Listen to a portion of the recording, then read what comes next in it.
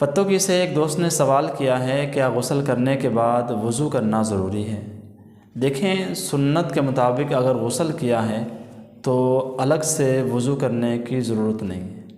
جو احباب غسل کرنے کے بعد وضو کرنے کو ضروری سمجھتے ہیں، یہ بات درست نہیں ہے، یہ ٹھیک نہیں ہے، کیونکہ یہ بات رسول اللہ صلی اللہ علیہ وسلم سے بھی ثابت ہے کہ رسول اللہ صلی اللہ علیہ وسلم غسل کے بعد وضو نہیں کیا کرتے تھے، اس لیے غسل کے بعد وضو کرنا ضروری نہیں ہے۔ غسل میں کل 3 فرائض ہیں، اگر ان میں سے ایک فرض بھی رہ گیا تو آپ کا غسل نہیں ہوگا، ٹھیک ہے۔ نمبر 1 کولی کرنا۔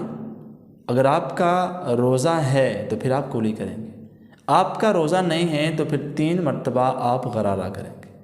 اسی طرح نمبر 2 پہ آپ ناک میں پانی ڈالیں گے اور اس کے بعد 3 مرتبہ پورے جسم میں پانی ڈالیں گے۔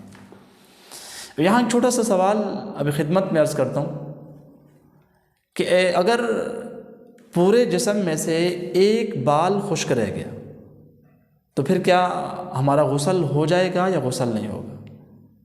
یعنی کہ ناف، اگر ناف میں ایک بال خشک رہ گیا تو پھر ہمارا غسل ہو جائے گا کہ نہیں بھی غسل نہیں ہوگا۔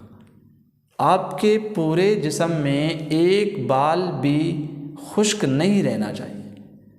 نمبر 3 یہ ہے کہ پورے جسم پر اس انداز سے پانی بہائیں کہ پورے جسم پر کوئی بال بھی خشک نہ رہے۔ تو غسل کے کل 3 فرائض ہیں اور ان 3 فرائض کو ادا کرنے کے بعد الگ سے دوبارہ وضو کرنے کی ضرورت نہیں رہتی۔ غسل کی فضیلت کیا ہے؟ حضرت ابو ہریرہ رضی اللہ تعالیٰ عنہ فرماتے ہیں 3 چیزیں اعلیٰ ایمان والے ہونے کی نشانیاں ہیں۔ نمبر 1، کسی شخص کو سردی کی راتوں میں احتلام ہوا ہو یا غسل فرض ہوا ہو تو وہ رات کو اٹھے اور اسی وقت غسل کرے، اس حال میں کہ اللہ کے علاوہ اسے کوئی دیکھ نہ رہا۔ نمبر 2، گرمی کے دنوں میں اللہ کی رضا کے لیے روزہ رکھنا۔